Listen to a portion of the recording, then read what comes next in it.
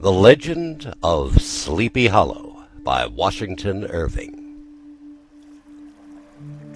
Found among the papers of the late Dietrich Knickerbocker. A pleasing land of drowsy head it was, of dreams that wave before the half-shut eye, and of gay castles in the clouds that pass, forever flushing round a summer sky. From Castle of Indolence. In the bosom of one of those spacious coves which indent the eastern shore of the Hudson, at that broad expansion of the river denominated by the ancient Dutch navigators the Tappan Zee, and where they always prudently shortened sail and implored the protection of St. Nicholas when they crossed, there lies a small market town or rural port, which by some is called Greensburg, but which is more generally and properly known by the name of Tarrytown. This name was given, we are told, in former days by the good housewives of the adjacent country, from the inveterate propensity of their husbands to linger about the village tavern on market days. Be that as it may, I do not vouch for the fact, but merely advert to it, for the sake of being precise and authentic. Not far from this village, perhaps about 2 miles, there is a little valley, or rather lap of land among high hills, which is one of the quietest places in the whole world. A small brook glides through it, with just murmur enough to lull one into repose, and the occasional whistle of a quail or tapping of a woodpecker is almost the only sound that ever breaks in upon the uniform tranquillity. I recollect that when a stripling my first exploit in squirrel shooting was in a grove of tall walnut trees that shades one side of the valley. I had wandered into it at noontime, when all nature is peculiarly quiet, and was startled by the roar of my own gun as it broke the Sabbath stillness around, and was prolonged and reverberated by the angry echoes. If ever I should wish for a retreat whither I might steal from the world and its distractions, and dream quietly away the remnant of a troubled life, I know of none more promising than this little valley. From the listless repose of the place, and the peculiar character of its inhabitants, who are descendants from the original Dutch settlers, this sequestered glen has long been known by the name of Sleepy Hollow, and its rustic lads are called the Sleepy Hollow boys throughout all the neighboring country. A drowsy, dreamy influence seems to hang over the land, and to pervade the very atmosphere. Some say that the place was bewitched by a high German doctor during the early days of the settlement. Others, that an old Indian chief, the prophet or wizard of his tribe, held his powwows there before the country was discovered by Master Henrik Hudson. Certain it is that the place still continues under the sway of some witching power that holds a spell over the minds of the good people, causing them to walk in a continual reverie. They are given to all kinds of marvelous beliefs, are subject to trances and visions, and frequently see strange sights and hear music and voices in the air. The whole neighborhood abounds with local tales, haunted spots, and twilight superstitions. Stars shoot and meteors glare oftener across the valley than in any other part of the country, and the nightmare, with her whole ninefold, seems to make it the favorite scene of her gambols. The dominant spirit, however, that haunts this enchanted region, and seems to be commander-in-chief of all the powers of the air, is the apparition of a figure on horseback without a head. It is said by some to be the ghost of a Hessian trooper, whose head had been carried away by a cannonball in some nameless battle during the Revolutionary War, and who is ever and anon seen by the country folk hurrying along in the gloom of night as if on the wings of the wind. His haunts are not confined to the valley, but extend at times to the adjacent roads, and especially to the vicinity of a church at no great distance. Indeed, certain of the most authentic historians of these parts, who have been careful in collecting and collating the floating facts concerning this spectre, allege that, the body of the trooper having been buried in the churchyard, the ghost rides forth to the scene of battle in nightly quest of his head, and that the rushing speed with which he sometimes passes along the hollow, like a midnight blast, is owing to his being belated and in a hurry to get back to the churchyard before daybreak. Such is the general purport of this legendary superstition, which has furnished materials for many a wild story in that region of shadows, and the spectre is known at all the country firesides by the name of the Headless Horseman of Sleepy Hollow. It is remarkable that the visionary propensity I have mentioned is not confined to the native inhabitants of the valley, but is unconsciously imbibed by everyone who resides there for a time. However wide awake they may have been before they entered that sleepy region, they are sure, in a little time, to inhale the witching influence of the air, and begin to grow imaginative, to dream dreams, to see apparitions. I mention this peaceful spot with all possible laud, for it is in such little retired Dutch valleys, found here and there embosomed in the great state of New York, that population, manners, and customs remain fixed, while the great torrent of migration and improvement, which is making such incessant changes in other parts of this restless country, sweeps by them unobserved. They are like those little nooks of still water which border a rapid stream, where we may see the straw and bubble riding quietly at anchor, or slowly revolving in their mimic harbor, undisturbed by the rush of the passing current. Though many years have elapsed since I trod the drowsy shades of Sleepy Hollow, yet I question whether I should not still find the same trees and the same families vegetating in its sheltered bosom.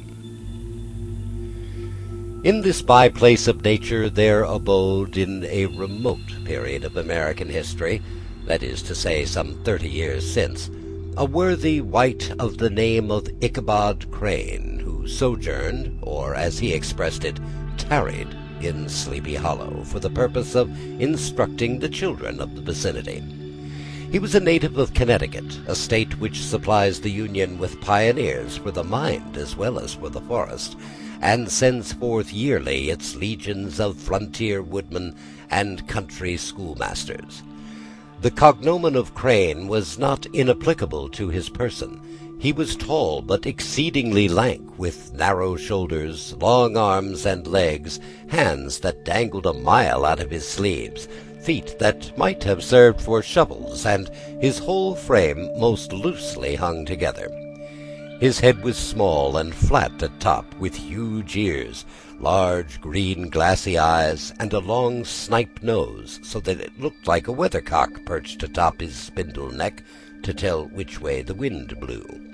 To see him striding along the profile of a hill on a windy day, with his clothes bagging and fluttering about him, one might have mistaken him for the genius of famine descending upon the earth, or some scarecrow eloped from a cornfield.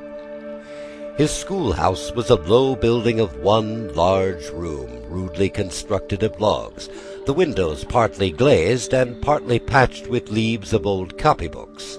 It was most ingeniously secured at vacant hours by a withe twisted in the handle of the door, and stakes set against the window shutters, so that, though a thief might get in with perfect ease, he would find some embarrassment in getting out, an idea most probably borrowed by the architect Jost van Houten from the mystery of an eel pot.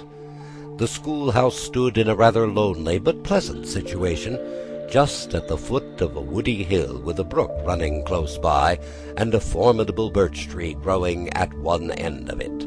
From hence the low murmur of his pupils' voices conning over their lessons might be heard on a drowsy summer's day, like the hum of a beehive, interrupted now and then by the authoritative voice of the master, in the tone of menace or command, or peradventure by the appalling sound of the birch, as he urged some tardy loiterer along the flowery path of knowledge.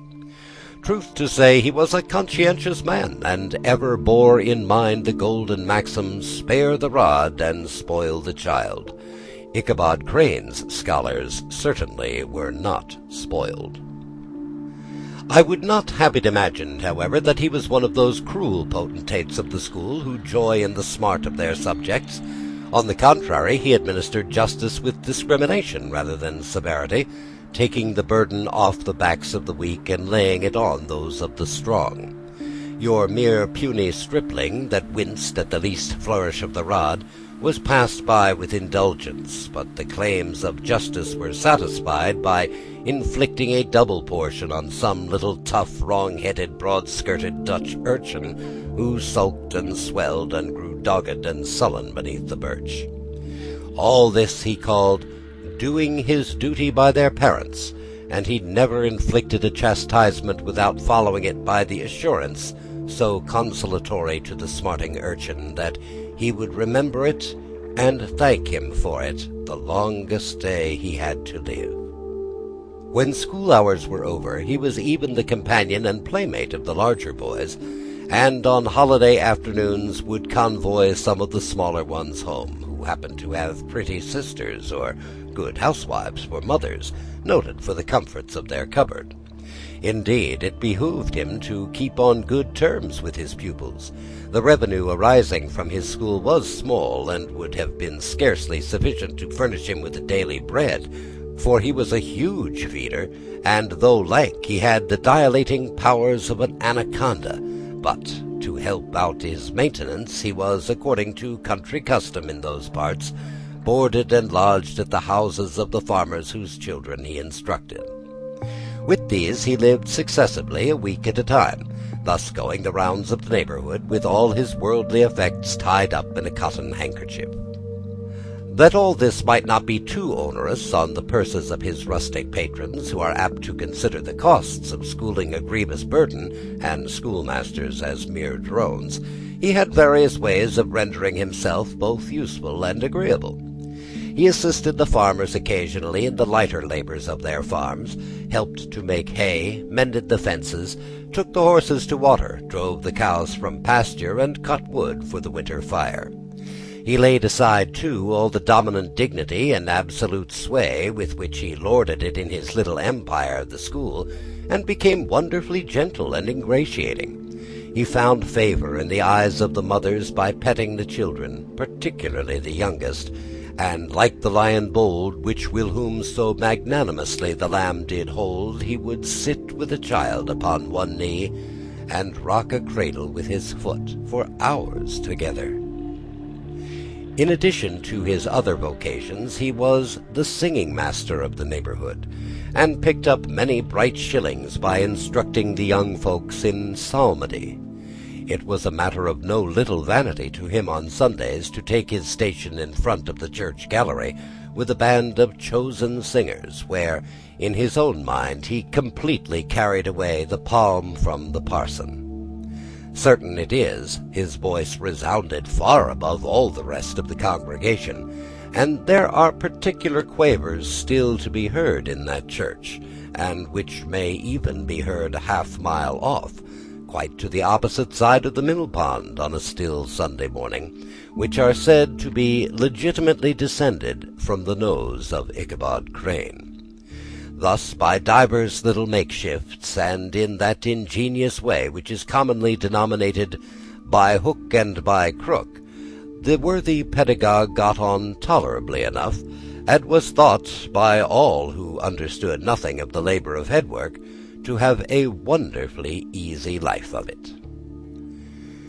The schoolmaster is generally a man of some importance in the female circle of a rural neighborhood, being considered a kind of idle, gentlemanly personage, of vastly superior taste and accomplishments to the rough country swains, and indeed inferior in learning only to the parson. His appearance, therefore, is apt to occasion some little stir at the tea-table of a farmhouse, and the addition of a supernumerary dish of cakes or sweetmeats, or peradventure the parade of a silver teapot. Our man of letters, therefore, was peculiarly happy in the smiles of all the country damsels. How he would figure among them in the churchyard between services on Sundays, gathering grapes for them in the wild vines that overran the surrounding trees, reciting for their amusement all the epitaphs on the tombstones, or sauntering with a whole bevy of them along the banks of the adjacent mill-pond, while the more bashful country bumpkins hung sheepishly back, envying his superior elegance and address. From his half-itinerant life, also, he was a kind of travelling gazette, carrying the whole budget of local gossip from house to house, so that his appearance was always greeted with satisfaction. He was, moreover, esteemed by the women as a man of great erudition, for he had read several books quite through, and was the perfect master of Cotton Mather's History of New England Witchcraft, in which, by the way, he most firmly and potently believed. He was, in fact, an odd mixture of shrewdness and simple credulity. His appetite for the marvellous and his powers of digesting it were equally extraordinary, and both had been increased by his residence in this spellbound region. No tale was too gross or monstrous for this capricious swallow. It was often his delight, after his school was dismissed in the afternoon, to stretch himself on the rich bed of clover bordering the little brook that whimpered by his schoolhouse, and there con over old Mather's direful tales, until the gathering dusk of evening made the printed page a mere mist before his eyes. Then, as he wended his way by swamp and stream and awful woodland to the farmhouse where he happened to be quartered, every sound of nature, at that witching hour, fluttered and excited imagination. The moan of the whippoorwill from the hillside, the boding cry of the tree-toad, that harbinger of storm, the dreary hooting of the screech-owl, or the sudden rustling in the thicket of birds frightened from their roost. The fireflies, too, which sparkled most vividly in the darkest place, now and then startled him, as one of uncommon brightness would stream across his path, and if, by chance, a huge blockhead of a beetle came winging his blundering flight against him, the poor varlet was ready to give up the ghost with the idea that he was struck with a witch's token. His only resource on such occasions, either to drown thought or drive away evil spirits, was to sing psalm tunes, and the good people of Sleepy Hollow, as they sat by their doors of an evening, were often filled with awe at hearing his nasal melody, in linked sweetness long drawn out, floating from the distant hill or along the dusky road. Another of his sources of fearful pleasure was to pass long winter evenings with the old Dutch wives, as they sat spinning by the fire, with a row of apples roasting and spluttering along the hearth, and to listen to their marvellous tales of ghosts and goblins and haunted fields and haunted brooks and haunted bridges and haunted houses, and particularly of the Headless Horseman, or Galloping Hessian of the Hollow, as they sometimes called him.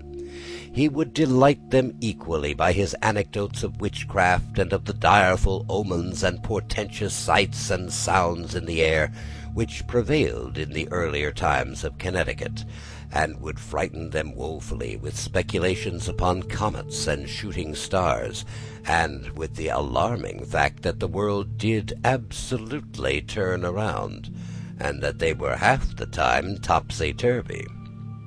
But if there were a pleasure in all this, while cuddling in the chimney-corner of a chamber that was all of a ruddy glow from the crackling wood fire, and where, of course, no spectre dared to show its face, it was dearly purchased by the terrors of his subsequent walk homeward.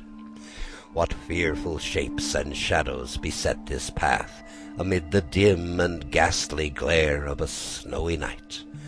With what wistful look did he eye every trembling ray of light streaming across the waste fields from some distant window! How often was he appalled by some shrub covered with snow, which, like a sheeted spectre, beset his very path!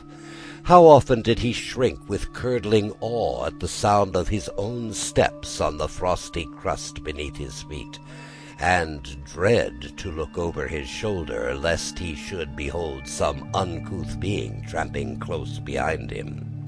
And how often was he thrown into complete dismay by some rushing blast, howling among the trees, in the idea that it was the galloping Hessian of one of his nightly scourings. All these, however, were mere terrors of the night, phantoms of the mind that walk in darkness; and though he had seen many spectres in his time, and had been more than once beset by Satan in divers shapes in his lonely perambulations, yet daylight put an end to all these evils, and he would have passed a pleasant life of it, in spite of the devil and all his works, if his path had not been crossed by a being that causes more perplexity to mortal man than ghosts, goblins, and the whole race of witches put together, and that was a woman. Among the musical disciples who assembled one evening each week to receive his instructions in psalmody was Katrina van Tassel, the daughter and only child of a substantial Dutch farmer. She was a blooming lass of fresh 18, plump as a partridge, ripe and melting, and rosy-cheeked as one of her father's peaches, and universally famed, not merely for her beauty, but her vast expectations. She was, withal, a little of a coquette, as might be perceived even in her dress, which was a mixture of ancient and modern fashions, as most suited to set off her charms. She wore the ornaments of pure yellow gold which her great-great-grandmother had brought over from Saardam, the tempting stomacher of the olden time, and withal a provokingly short petticoat, to display the prettiest foot and ankle in the country round. Ichabod Crane had a soft and foolish heart towards the sex, and it is not to be wondered that so tempting a morsel soon found favour in his eyes, more especially after he had visited her in her paternal mansion. Old Baltus van Tassel was a perfect picture of a thriving, contented, liberal-hearted farmer. He seldom, it is true, sent either his eyes or his thoughts beyond the boundaries of his own farm, but within those everything was snug, happy, and well-conditioned. He was satisfied with his wealth, but not proud of it, and piqued himself upon the hearty abundance rather than the style in which he lived. His stronghold was situated on the banks of the Hudson, in one of those green, sheltered, fertile nooks in which the Dutch farmers are so fond of nestling. A great elm tree had spread its broad branches over it, at the foot of which bubbled up a spring of the softest and sweetest water in a little well formed of a barrel, and then stole sparkling away through the grass to a neighbouring brook that babbled among the alders and dwarf willows. Hard by the farmhouse was a vast barn that might have served for a church, every window and crevice of which seemed bursting forth with the treasures of the farm. The flail was busily resounding within it from morning till night. Swallows and martins skimmed twittering about the eaves, and rows of pigeons, some with one eye turned up as if watching the weather, some with their heads under their wings or buried in their bosoms, and others swelling and cooing and bowing about their dames, were enjoying the sunshine on the roof. Sleek, unwieldy porkers were grunting in the repose and abundance of their pens, from which sallied forth now and then troops of sucking pigs, as if to snuff the air. A stately squadron of snowy geese were riding in an adjoining pond, convoying whole fleets of ducks, Regiments of turkeys were gobbling through the farmyard, and guinea fowls fretting about it, like ill-tempered housewives with their peevish, discontented cry. Before the barn door strutted the gallant cock, that pattern of a husband, a warrior, and a fine gentleman, clapping his burnished wings and crowing in the pride and gladness of his heart, sometimes tearing up the earth with his feet, and then generously calling his ever-hungry family of wives and children to enjoy the rich morsel which he had discovered. The pedagogue's mouth watered as he looked upon this sumptuous promise of luxurious winter fare. In his devouring mind's eye he pictured to himself every roasting pig running about with a pudding in his belly and an apple in his mouth. The pigeons were snugly put to bed in a comfortable pie, and tucked in with a coverlet of crust. The geese were swimming in their own gravy, and the ducks pairing cosily in dishes, like snug married couples with a decent competency of onion sauce. In the porkers he saw carved out the future sleek side of bacon, and juicy relishing ham. Not a turkey but he beheld daintily trussed up, with its gizzard under its wing, and peradventure a necklace of savoury sausages. And even bright Chanticleer himself lay sprawling on his back in a side dish, with uplifted claws, as if craving that quarter which his chivalrous spirit disdained to ask while living. As the enraptured Ichabod fancied all this, and as he rolled his great green eyes over the fat meadow lands, the rich fields of wheat, of rye, of buckwheat, and Indian corn, and the orchards burdened with ruddy fruit which surrounded the warm tenement of Van Tassel, his heart yearned after the damsel who was to inherit these domains, and his imagination expanded with the idea how they might be readily turned into cash, and the money invested in immense tracts of wild land and shingle palaces in the wilderness. Nay, his busy fancy already realized his hopes, and presented to him the blooming Katrina, with a whole family of children, mounted on top of the wagon, loaded with household trumpery, with pots and kettles dangling beneath, and he beheld himself astride a pacing mare, with a colt at her heels, setting out for Kentucky, Tennessee, or the Lord knows where. When he entered the house, the conquest of his heart was complete. It was one of those spacious farmhouses with high-ridged but lowly sloping roofs, built in the style handed down from the first Dutch settlers, the low projecting eaves forming a piazza along the front, capable of being closed up in bad weather. Under this were hung flails, harness, various utensils of husbandry, and nets for fishing in the neighbouring river. Benches were built along the sides for summer use, and a great spinning wheel at one end, and a churn at the other, showed the various uses to which this important porch might be devoted.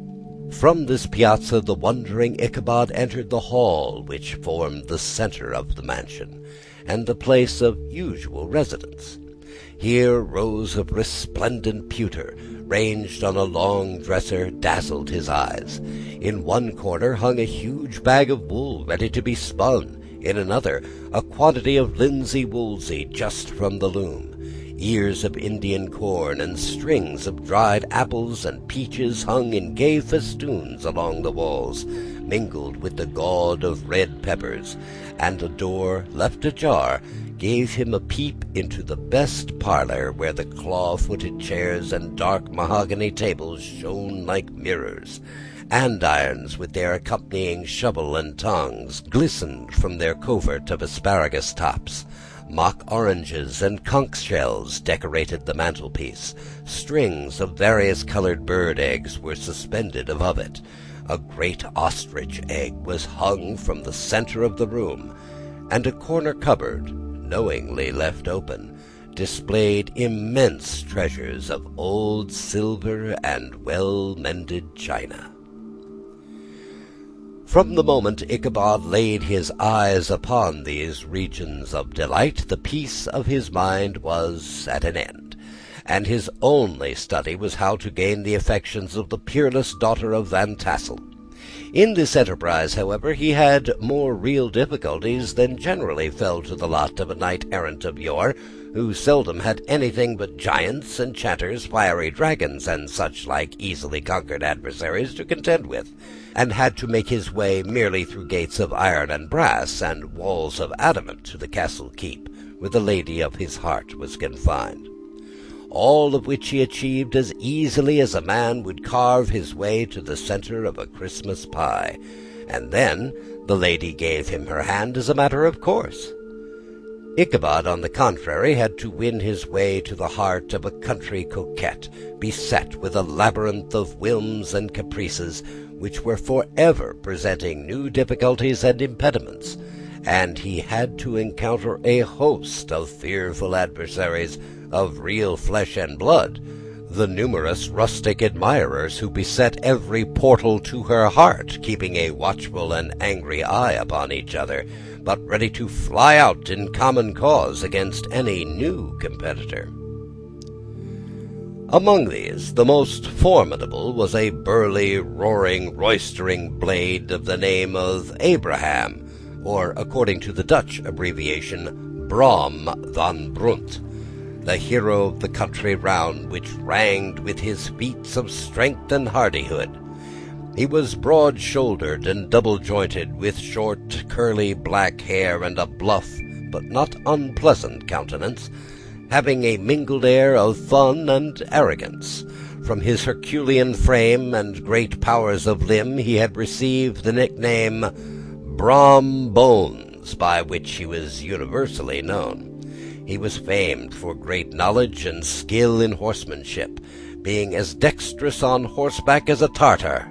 He was foremost at all races and cockfights, and with the ascendancy which bodily strength always acquires in rustic life, he was the umpire in all disputes, setting his hat on one side and giving his decisions with an air and tone that admitted to no gainsay or appeal.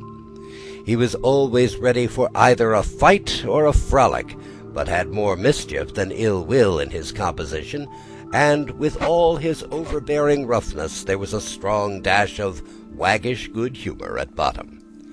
He had 3 or 4 boon companions who regarded him as their model, and at the head of whom he scoured the country, attending every scene of feud or merriment for miles around.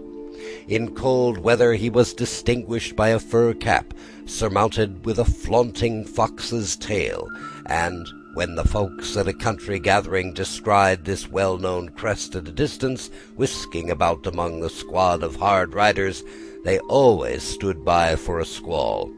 Sometimes his crew would be heard dashing along past farmhouses at midnight, with whoop and halloo like a troop of Don Cossacks, and the old dames, startled out of their sleep, would listen for a moment till the hurry-scurry had clattered by, and then exclaimed, "Aye, there goes Brom Bones and his gang." The neighbours looked upon him with a mixture of awe, admiration, and goodwill, and when any madcap prank or rustic brawl occurred in the vicinity, they always shook their heads and warranted Brom Bones was at the bottom of it.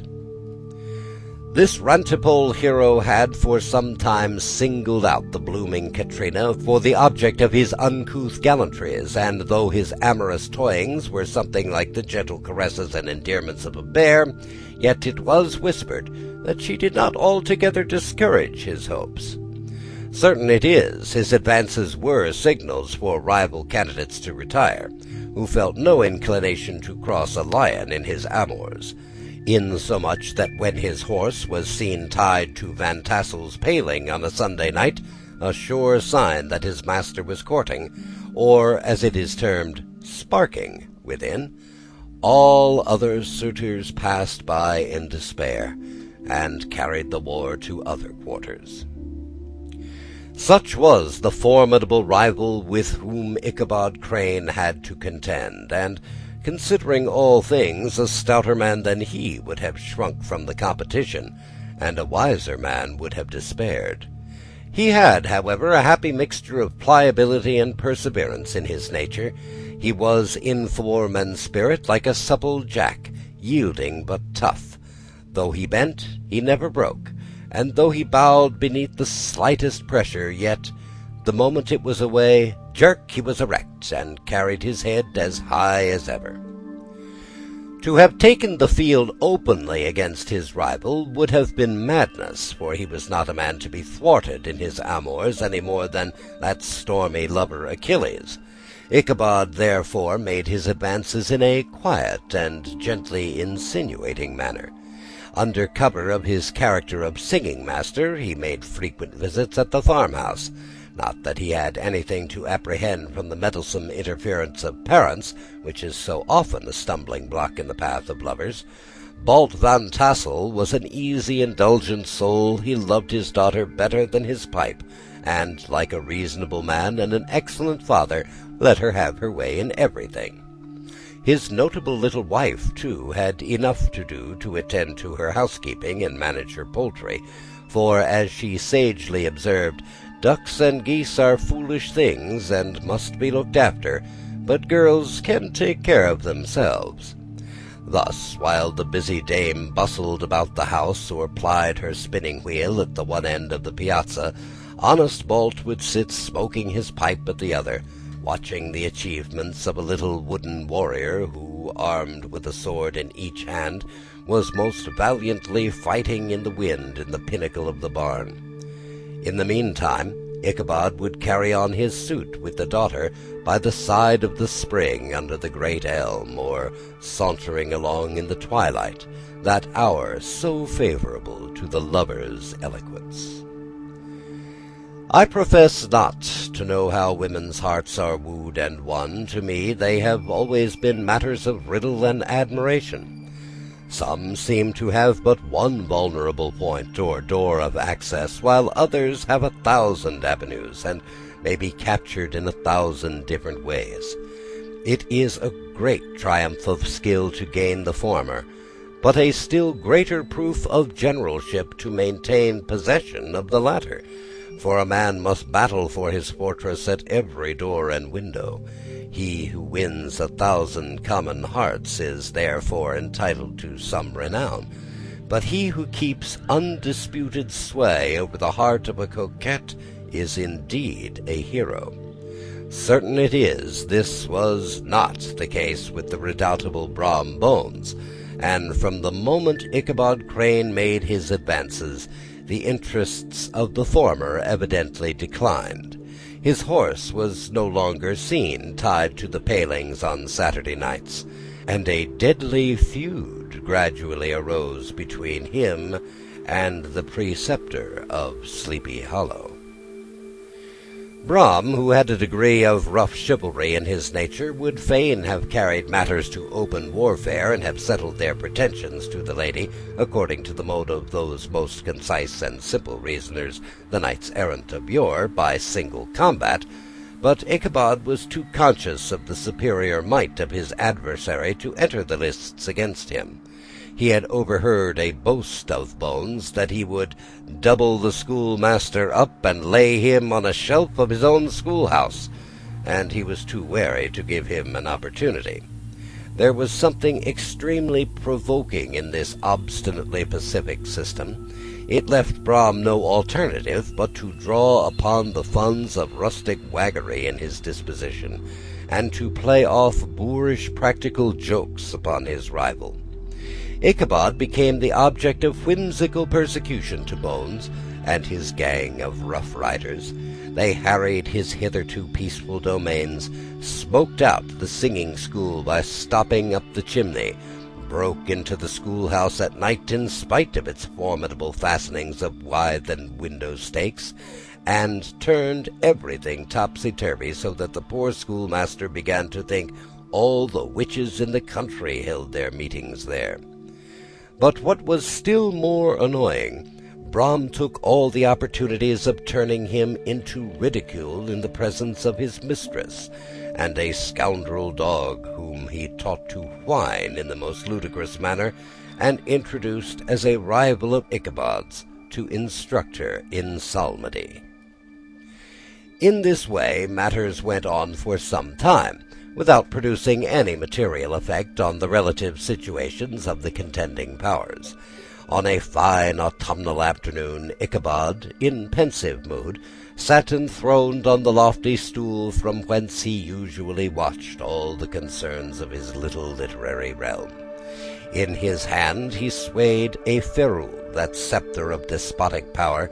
The birch of justice reposed on 3 nails behind the throne, a constant terror to evildoers, while on the desk before him might be seen sundry contraband articles and prohibited weapons detected upon the persons of idle urchins, such as half-munched apples, pop-guns, whirligigs, fly-cages, and whole legions of rampant little paper gamecocks.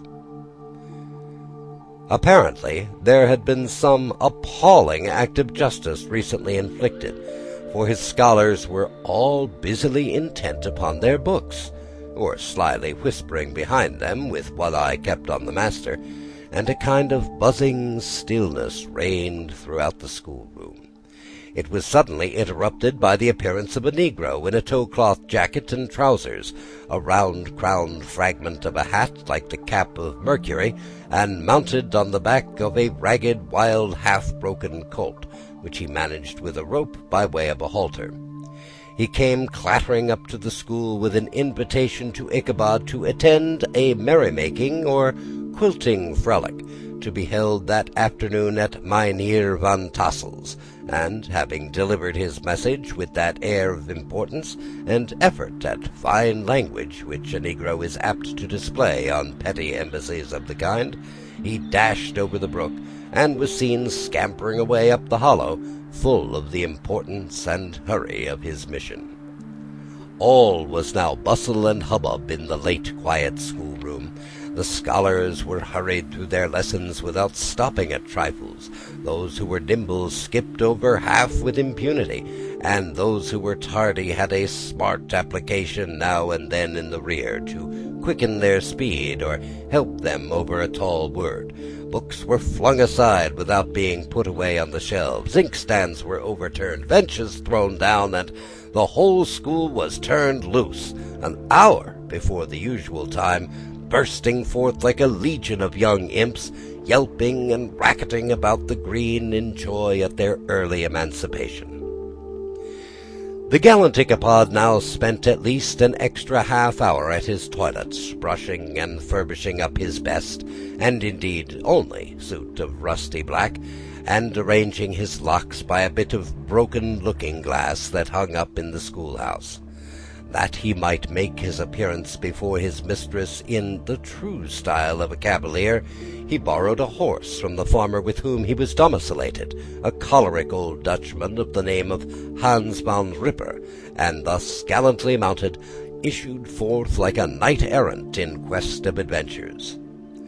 But it is meet I should, in the true spirit of romantic story, give some account of the looks and equipments of my hero and his steed.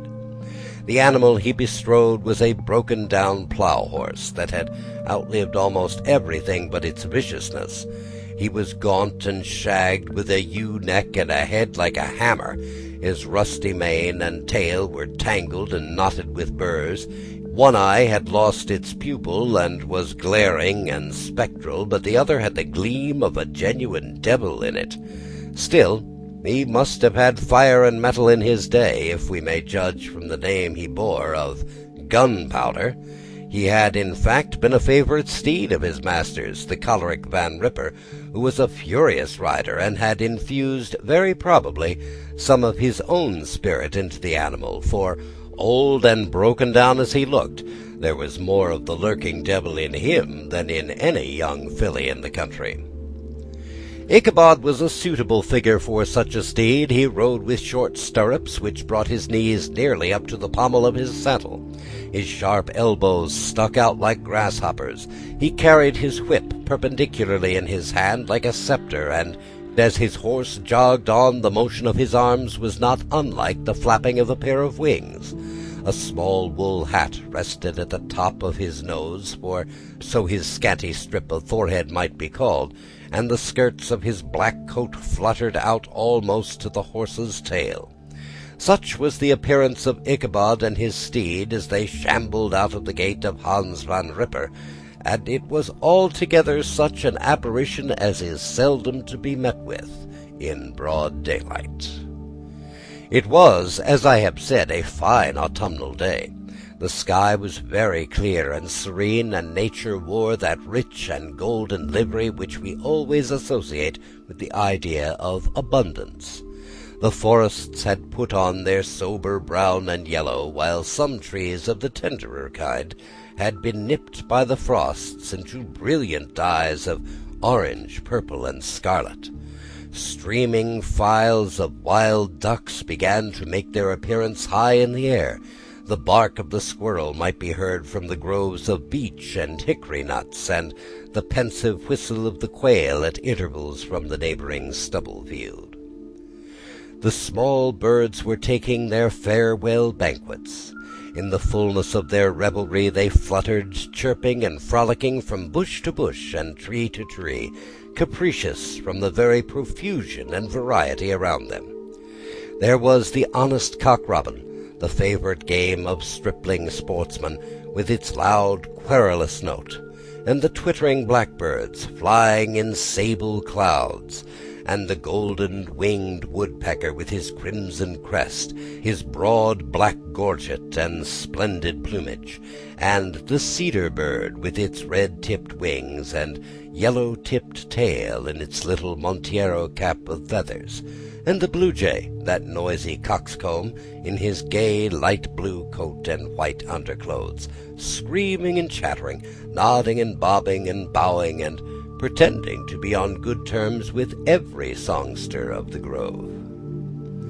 As Ichabod jogged slowly on his way, his eye, ever open to every symptom of culinary abundance, ranged with delight over the treasures of jolly autumn. On all sides he beheld vast store of apples, some hanging in oppressive opulence on the trees, some gathered into baskets and barrels for the market, others heaped up in rich piles for the cider press. Farther on he beheld great fields of Indian corn, with its golden ears peeping from their leafy coverts, and holding out the promise of cakes and hasty pudding, and the yellow pumpkins lying beneath them, turning up their fair round bellies to the sun, and giving ample prospects of the most luxurious of pies. And anon he passed the fragrant buckwheat fields, breathing the odour of the beehive, and as he beheld them, soft anticipations stole over his mind of dainty slapjacks, well buttered and garnished with honey or treacle by the delicate little dimpled hand of Katerina van Tassel. Thus, feeding his mind with many sweet thoughts and sugared suppositions, he journeyed along the sides of a range of hills which look out upon some of the goodliest scenes of the mighty Hudson. The sun gradually wheeled his broad disk down in the west. The wide bosom of the Tappan Zee lay motionless and glassy, excepting that here and there a gentle undulation waved and prolonged the blue shadow in the distant mountain. A few amber clouds floated in the sky without a breath of air to move them. The horizon was of a fine golden tint, changing gradually into a pure apple green, and from that into the deep blue of the mid-heaven. A slanting ray lingered on the woody crests of the precipices that overhung some parts of the river, giving greater depth to the dark grey and purple of their rocky sides. A sloop was loitering in the distance, dropping slowly down with the tide, her sail hanging uselessly against the mast, and as the reflection of the sky gleamed along the still water, it seemed as if the vessel was suspended in air. It was toward evening that Ichabod arrived at the castle of the Heer van Tassel. which he found thronged with the pride and flower of the adjacent country.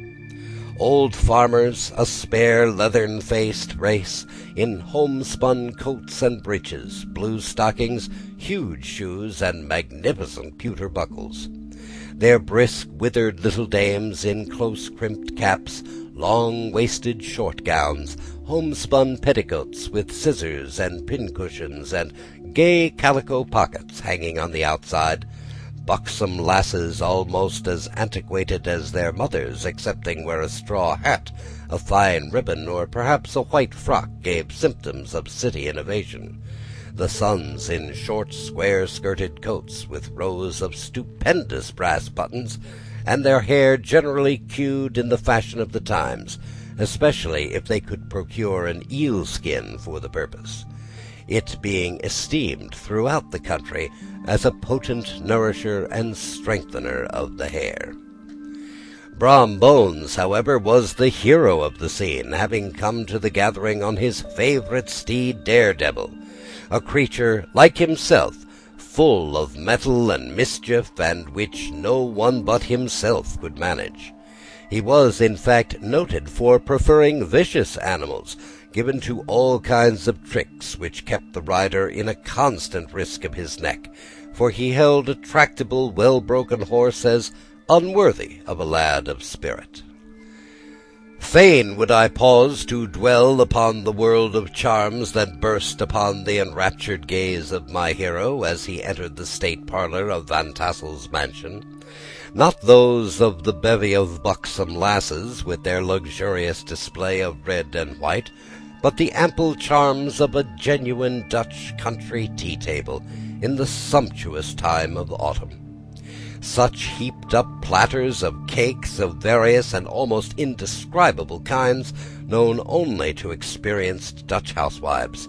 There was the doughty doughnut, the tender olie koek, and the crisp and crumbling cruller, sweet cakes and short cakes, ginger cakes and honey cakes, and the whole family of cakes. And then there were apple pies, and peach pies, and pumpkin pies, and besides slices of ham and smoked beef, and moreover delectable dishes of preserved plums and peaches and pears and quinces, not to mention broiled shad and roasted chickens, together with bowls of milk and cream, all mingled higgledy-piggledy, pretty much as I have enumerated them, with the motherly teapot sending up its clouds of vapour from the mist. Heaven bless the mark. I want breath and time to discuss this banquet as it deserves, and am too eager to get on with my story. Happily, Ichabod Crane was not in so great a hurry as his historian, but did ample justice to every dainty. He was a kind and thankful creature, whose heart dilated in proportion as his skin was filled with good cheer, and whose spirits rose with eating, as some men's do with drink. He would not help, too, rolling his large eyes about him as he ate, and chuckling with the possibility that he might one day be lord of all this scene of almost unimaginable luxury and splendor. Then he thought how soon he'd turn his back upon the old schoolhouse, snap his fingers in the face of Hans van Ripper and every other niggardly patron, and kick any itinerant pedagogue out the doors that he should dare to call him comrade. Old Baltus van Tassel moved about among his guests with a face dilated with content and good humour, round and jolly as the harvest moon. His hospitable attentions were brief but expressive, being confined to a shake of the hand, a slap on the shoulder, a loud laugh, and a pressing invitation to fall to and help themselves. And now the sound of the music from the common room or hall summoned to the dance. The musician was an old grey-headed negro, who had been the itinerant orchestra of the neighbourhood for more than half a century. His instrument was old and battered as himself. The greater part of the time he scraped on 2 or 3 strings, accompanying every movement of the bow with a motion of his head, bowing almost to the ground and stamping with his foot whenever a fresh couple were to start. Ichabod prided himself upon his dancing as much as upon his vocal powers. Not a limb, not a fibre about him was idle, and to have seen his loosely hung frame in full motion and clattering about the room, you would have thought St. Vitus himself, that blessed patron of the dance, was figuring before you in person. He was the admiration of all the negroes, who, having gathered of all ages and sizes from the farm and the neighborhood, stood forming a pyramid of shining black faces at every door and window, gazing with delight at the scene, rolling their white eyeballs and showing grinning rows of ivory from ear to ear. How could the flogger of urchins be otherwise than animated and joyous? The lady of his heart was his partner in the dance, and smiling graciously in reply to all his amorous oglings, while Brom Bones, sorely smitten with love and jealousy, sat brooding by himself in the corner. When the dance was at an end, Ichabod was attracted to a knot of the sager folks, who, with old Van Tassel, sat smoking at one end of the piazza, gossiping over former times and drawing out the long stories about the war. This neighborhood, at the time of which I am speaking, was one of those highly favored places which abound with chronicle and great men. The British and American line had run near it during the war, and it had, therefore, been the scene of marauding and infested with refugees, cowboys, and all kinds of border chivalry. Just sufficient time had elapsed to enable each storyteller to dress up his tale with a little becoming fiction, and in the indistinctness of his recollection to make himself the hero of every exploit. There was the story of Dofu Martling, a large blue-bearded Dutchman who had nearly taken a British frigate with an old iron 9-pounder from a mud breastwork, only that his gun burst at the 6th discharge. And there was an old gentleman who shall be nameless, being too rich a mioneer to be lightly mentioned, who, in the Battle of White Plains, being an excellent master of defence, parried a musket-ball with a small sword, insomuch that he absolutely felt it whiz round the blade and glance off the hilt, in proof of which he was ready at any time to show the sword, with the hilt a little bent. There were several more that had been equally great in that field, not one of whom but was persuaded that he had a considerable hand in bringing the war to a happy termination. But all these were nothing to the tales of ghosts and apparitions that succeeded. The neighborhood was rich in legendary treasures of the kind. Local tales and superstitions thrive best in these sheltered, long-settled retreats, but are trampled underfoot by the shifting throng that forms the population of most country places.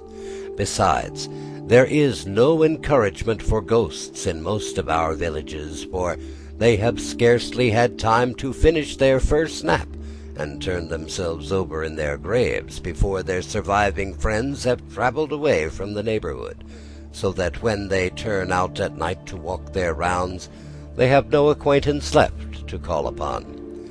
This is perhaps the reason why we so seldom hear of ghosts, except in our long-established Dutch communities.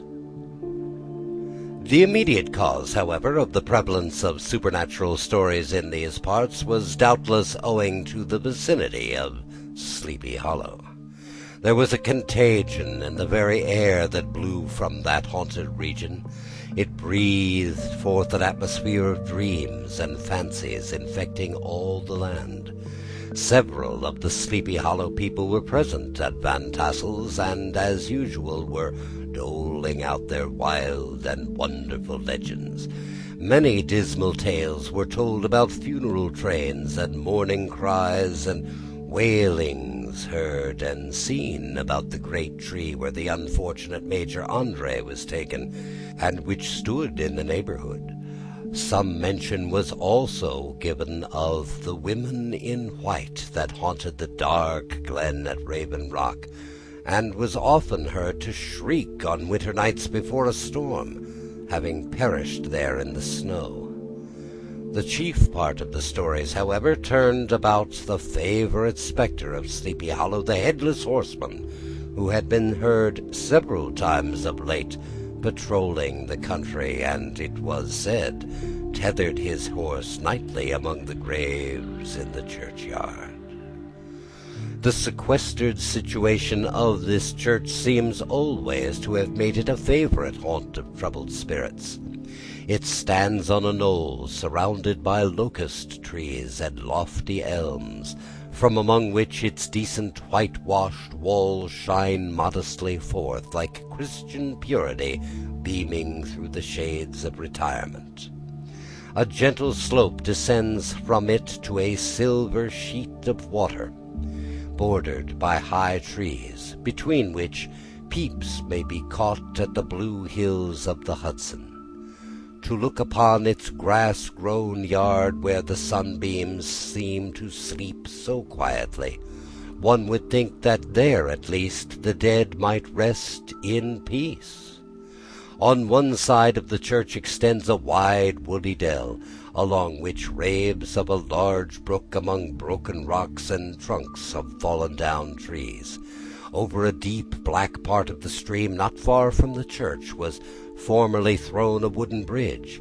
The road that led to it and the bridge itself were thickly shaded by overhanging trees, which cast a gloom about it even in the daytime, but occasioned a fearful darkness at night. Such was one of the favourite haunts of the Headless Horseman, and the place where he was most frequently encountered. The tale was told of old Brewer, the most heretical disbeliever in ghosts, of how he met the horseman returning from his foray into Sleepy Hollow, and was obliged to get up behind him, and how they galloped over bush and brake, over hill and swamp, until they reached the bridge, when the horseman suddenly turned into a skeleton, threw old Brewer into the brook, and sprang away over the tree-tops with a clap of thunder. This story was immediately matched by a thrice marvellous adventure of Brom Bones, who made light of the galloping Hessian as an errant jockey. He affirmed that on returning one night from the neighbouring village of Sing Sing, he had been overtaken by this midnight trooper, that he had offered to race him for a bowl of punch, and should have won it too, for Daredevil beat that goblin horse all hollow. But just as they came to the church bridge, the Hessian bolted and vanished in a flash of fire. All these tales, told in that drowsy undertone with which men talk in the dark, the countenances of the listeners only now and then receiving a casual gleam from the glare of a pipe, sank deep in the mind of Ichabod. He repaid them in kind with large extracts from his invaluable author Cotton Mather, and added many marvellous events that had taken place in his native state of Connecticut, and fearful sights which he had seen in his nightly walks about Sleepy Hollow. The revel now gradually broke up. The old farmers gathered together their families in their wagons, and were heard for some time rattling along the hollow roads and over the distant hills. Some of the damsels mounted on pillions behind their favourite swains, and their light-hearted laughter, mingling with the clatter of hoofs, echoed through the dark, silent woodlands, sounding fainter and fainter, until they gradually died away, and the late scene of noise and frolic was all silent and deserted.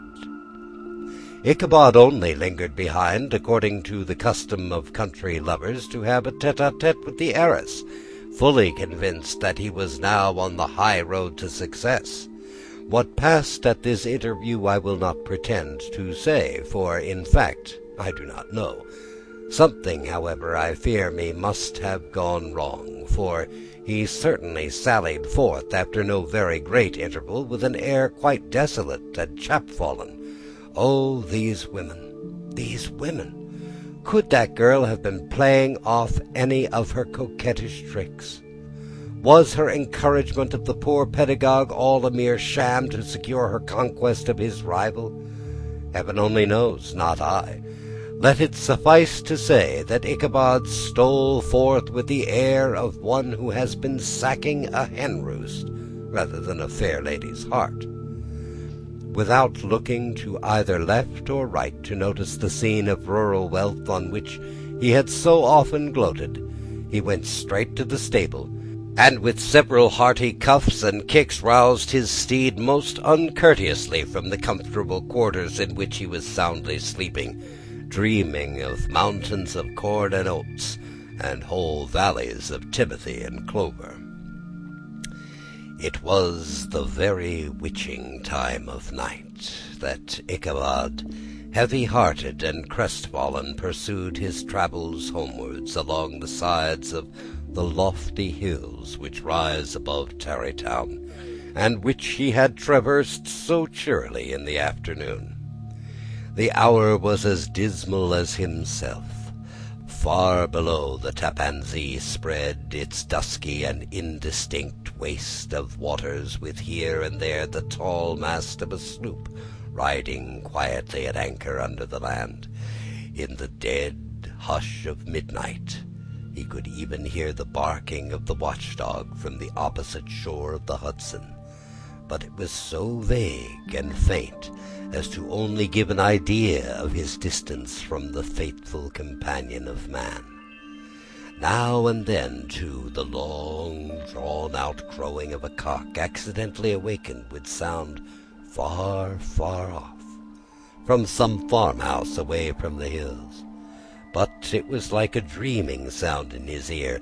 No sounds of life occurred near him, but occasionally the melancholy chirp of a cricket, or perhaps the guttural twang of a bullfrog in its neighboring marsh, as if sleeping uncomfortably and turning suddenly in his bed.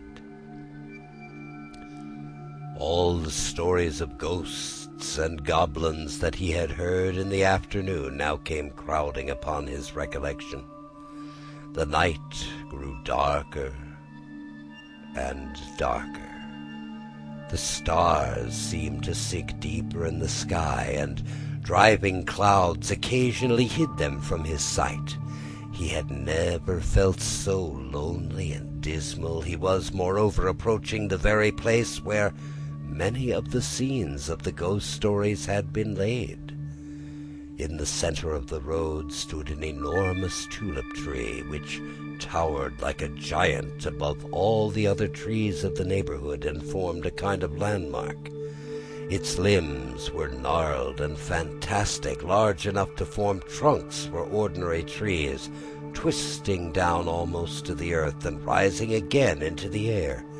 It was connected with the tragical story of the unfortunate Andre, who had been taken prisoner hard by, and was universally known by the name of Major Andre's tree. The common people regarded it with a mixture of respect and superstition, partly out of sympathy for the fate of its ill-starred namesake, and partly from the tales of strange sights and doleful lamentations told concerning it. As Ichabod approached this fearful tree, he began to whistle. He thought his whistle was answered, but it was but a blast sweeping sharply through the dry branches. As he approached a little nearer, he thought he saw something white hanging in the midst of the trees. He paused and ceased whistling, but on looking more narrowly, he perceived that it was a place where the tree had been scathed by lightning and the white wood laid bare. Suddenly he heard a groan. His teeth chattered, his knees smote against the saddle. It was but the rubbing of one huge bough upon another, as they were swayed about by the breeze. He passed the tree in safety, but new perils lay before him. About 100 yards from the tree, a small brook crossed the road and ran into a marshy and thickly wooded glen, known by the name of Wiley's Swamp. A few rough logs laid side by side served for a bridge over this stream. On that side of the road where the brook entered the wood, a group of oaks and chestnuts matted thick with wild grapevines threw a cavernous gloom over it. To pass this bridge was the severest trial.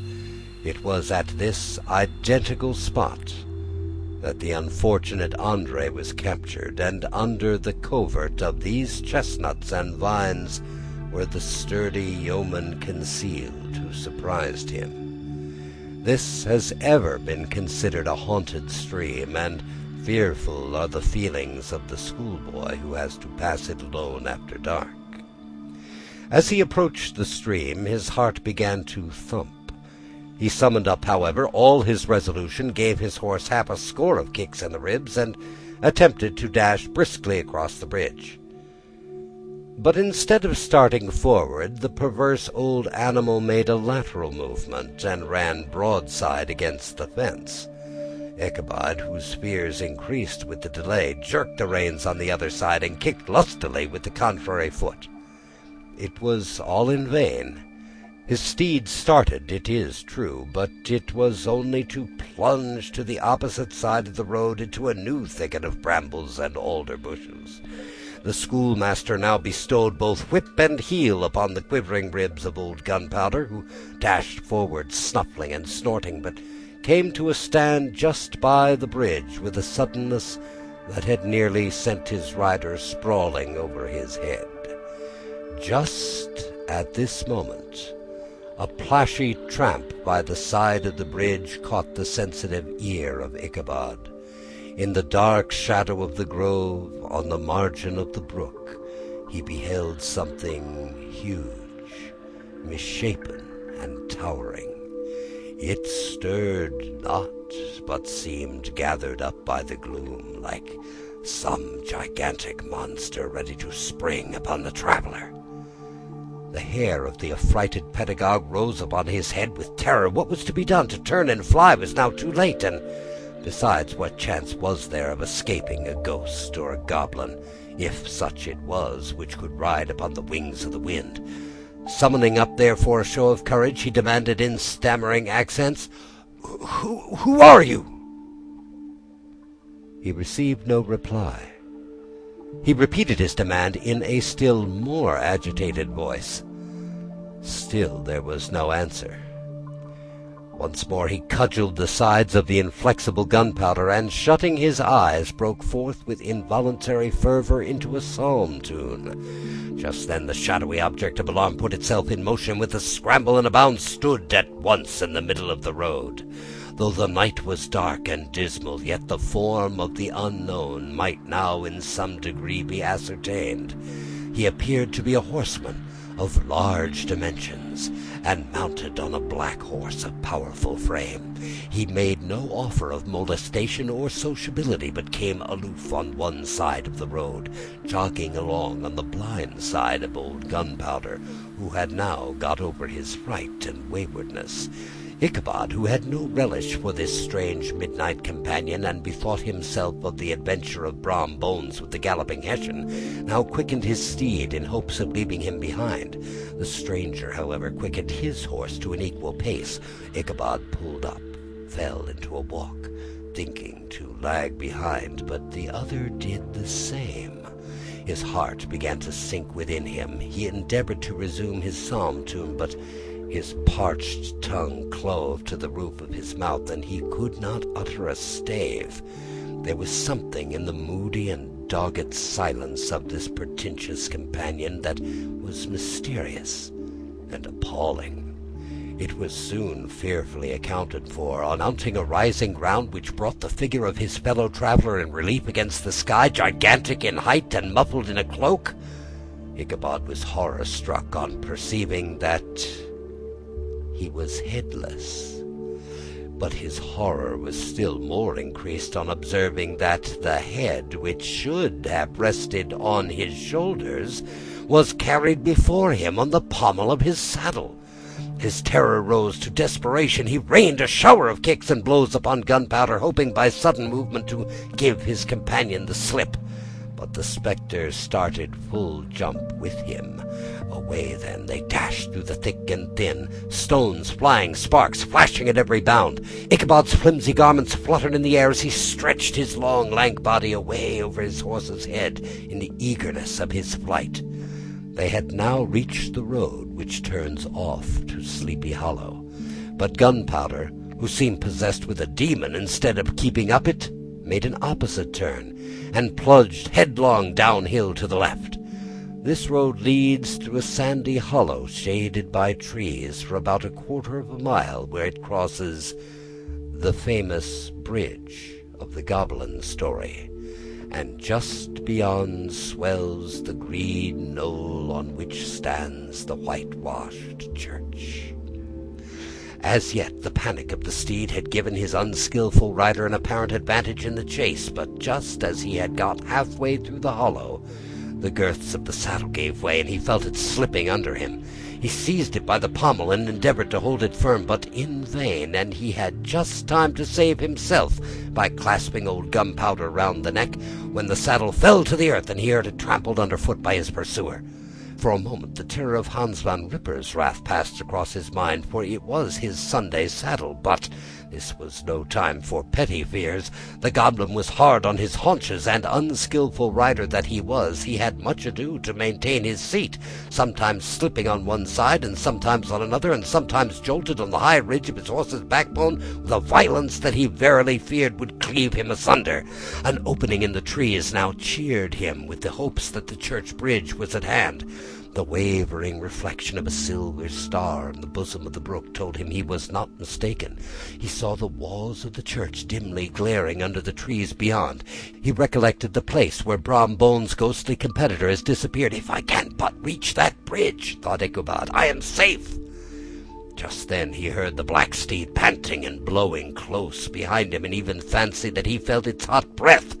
Another convulsive kick in the ribs, and old Gunpowder sprang upon the bridge. He thundered over the resounding planks. He gained the opposite side, and now Ichabod cast a look behind to see if his pursuer should vanish according to rule in a flash of fire and brimstone. Just then he saw the goblin rising in his stirrups, and in the very act of hurling his head at him. Ichabod endeavored to dodge the horrible missile, but too late. It encountered his cranium with a tremendous crash. He was tumbled headlong into the dust, and Gunpowder, the black steed, and the goblin rider all passed by like a whirlwind. The next morning the old horse was found without his saddle, and with the bridle under his feet, soberly cropping the grass at his master's gate. Ichabod did not make his appearance at breakfast. Dinner hour came, but no Ichabod. The boys assembled at the schoolhouse and strolled idly about the banks of the brook, but no schoolmaster. Hans Van Ripper began to feel some uneasiness about the fate of poor Ichabod and his saddle. An inquiry was set afoot, and after diligent investigation they came upon his traces. In one part of the road leading to the church, he found the saddle trampled in the dirt. The tracks of horses' hooves deeply dented the road, and evidently at furious speed were traced to the bridge, beyond which, on the bank of a broad part of the brook, where the water ran deep and black, was found the hat of the unfortunate Ichabod, and close beside it a shattered pumpkin. The brook was searched, but the body of the schoolmaster was not to be discovered. Hans Van Ripper, as executor of his estate, examined the bundle which contained all his worldly effects. They consisted of 2 shirts and a half, 2 socks for the neck, a pair of 2 worsted stockings, an old pair of corduroy small clothes, a rusty razor, a book of psalm tunes full of dog-ears, and a broken pitch-pipe. As to the books and furniture of the schoolhouse, they belonged to the community, excepting Cotton Mather's History of Witchcraft, a New England almanac, and a book of dreams and fortune-telling, in which last was a sheet of foolscap, much scribbled and blotted in several fruitless attempts to make a copy of verses in honor of the heiress of Van Tassel. These magic books and the poetic scroll were forthwith consigned to the flames by Hans van Ripper, who from that time forward determined to send his children no more to school, observing that he never knew any good came of that same reading and writing. Whatever money the schoolmaster possessed, and he had received his quarter's pay but a day or two before, he must have had about his person at the time of his disappearance. The mysterious event caused much speculation at the church on the following Sunday. Knots of gazers and gossips were collected in the churchyard, at the bridge, and at the spot where the hat and pumpkin had been found. The stories of Brore, of Bones, and of a whole budget of others were called to mind, and when they had diligently considered them all and compared them with the symptoms of the present case, they shook their heads and came to the conclusion that Ichabod had been carried off by the galloping Hessian. As he was a bachelor and in nobody's debt, nobody troubled his head any more about him, and the school was removed to a different quarter of the Hollow, and another pedagogue reigned in his stead.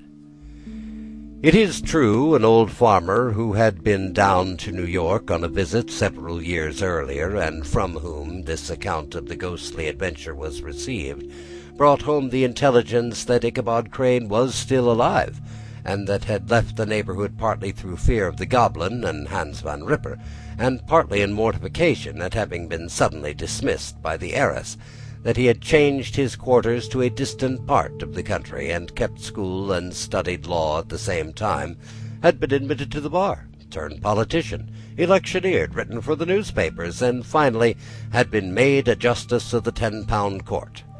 Brom Bones, too, who shortly after his rival's disappearance conducted the blooming Katrina in triumph to the altar, was observed to look exceedingly knowing whenever the story of Ichabod was related, and always burst into a hearty laugh at the mention of the pumpkin, which led some to suspect that he knew more about the matter than he chose to tell. The old country wives, however, who were the best judges of these matters, maintain to this day that Ichabod was spirited away by supernatural means, and it is a favourite story often told about the neighbourhood round the winter evening fire. The bridge became more than ever an object of superstitious awe, and that may be the reason why the road has been altered of late years, so as to approach the church by the border of the mill-pond. The schoolhouse, being deserted, soon fell to decay, and was reported to be haunted by the ghost of the unfortunate pedagogue, and the ploughboy, loitering homeward of a still summer evening, has often fancied his voice at a distance, chanting a melancholy psalm tune among the tranquil solitudes of Sleepy Hollow.